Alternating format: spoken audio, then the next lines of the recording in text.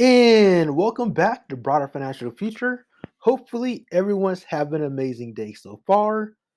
In today's video, I'm going to talk about why I'm selling my AT&T stock.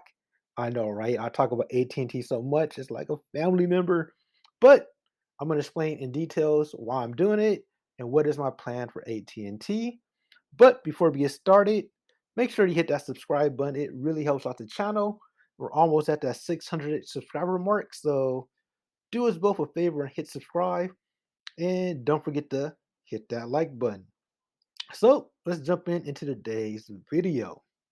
So, reasons why I'm selling my AT&T stock really is only one, but I've been a shareholder of AT&T since 2017. I've been riding with AT&T for a minute now.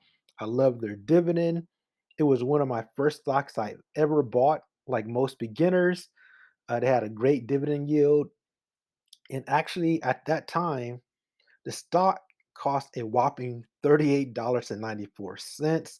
If you're new to AT&T, you probably never even seen AT&T stock that high in your life. But if you've been an AT&T um, stockholder for a while, you was there when the stock was at a healthy $38.94. So when I started investing in it, it was pretty high. But since then, the stock just kept going lower and lower and lower. And since then, I did what they said, buy the dip. So I kept on buying the dip, buying the dip, and buying the dip. So my new average cost per share is $30.34 currently, but my average cost for AT&T stock is still way below its current value of around $23, depending on the day, $22. So it's been trading extremely low. And at the end of the day, if you look at my average cost per share and what I sold it for, because I sold the shares for $23.90, I lost a whopping $6.44 per share. So every share of AT&T stock that I own, I lost $6.44. Yes, I was crying, but I'm not worried about it. I actually feel pretty good because I plan on writing off the loss.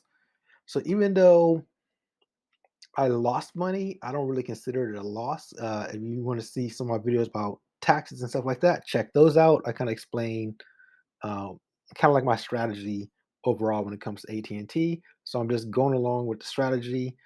First, I was only going to sell a limited amount of shares, but I decided just to sell everything and start from scratch.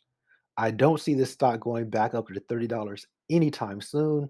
So there's no point in me holding any shares above $30 when the stock is trading so low. At best, I see AT&T hitting $25 in the next month or so. Uh, at worst, it could drop back to $22. So it's probably gonna hover between 22 and $25, especially in this next month, because a lot of people are selling off their weaker shares before it bounce back up. Now, I do plan on buying back into AT&T if it drops or stays below the $25 mark per share.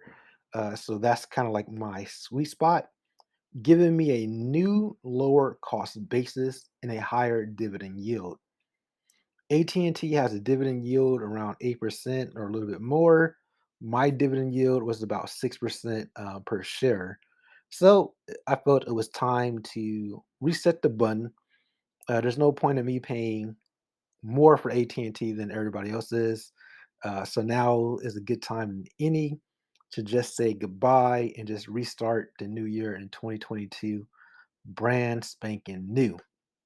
Now, I do have to wait to jump back in. I can't just sell it and then rebuy it back at a lower evaluation because it was a washed rule. Because I do plan on using this as a loss in my taxes. So if you sell a stock and then repurchase it within 30 days, the IRS considers this a wash rule, and the sale is not recognized for tax purposes. So talk to your tax preparer for more info on this and how it works. This is going to be my first time actually really writing off a loss like this. Uh, Yeah, it's gonna be my first time actually really going through this whole process with the wash rule, tax harvesting, and all that good stuff. So, yeah, so I'm definitely gonna use that to my advantage and see how that goes and see how much of a difference I'm gonna see in my taxes in 2022. All right, folks. Just like always, any investment may involve risk. As you can see, AT&T beat my butt. I lost a lot of money on that, about 22% per share.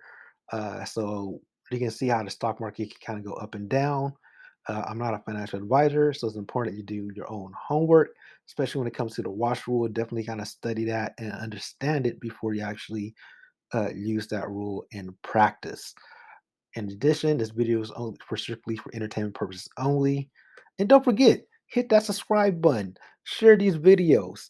I do it for you guys, man, for the community. But yeah, I just like talking about finances in general. So if you love finances like I do, I talk about all things finance from dividend stocks mainly, index funds, Roth IRAs, stimulus checks, and so forth. And also, I want to know, do you own AT&T stock? If you do you plan on selling it and rebuying back in, or are you just done with the stock as a whole?